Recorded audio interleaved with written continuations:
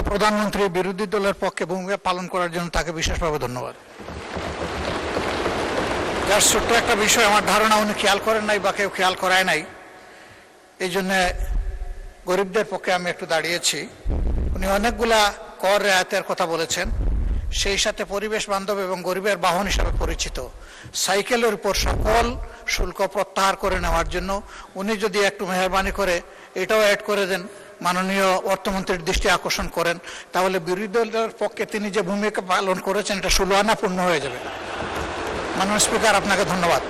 Live বয় কিনে call দাও toll free নম্বরে আর এক নিঃশ্বাসে গোল বলে জিতে নাও ফিফা বিশ্বকাপ 2026 এর এক্সক্লুসিভ পুরস্কার। এইমাত্র বিরোধী দলের নেতা ওনাদের অবস্থান থেকে একটি প্রস্তাবনা দিয়েছেন। আমি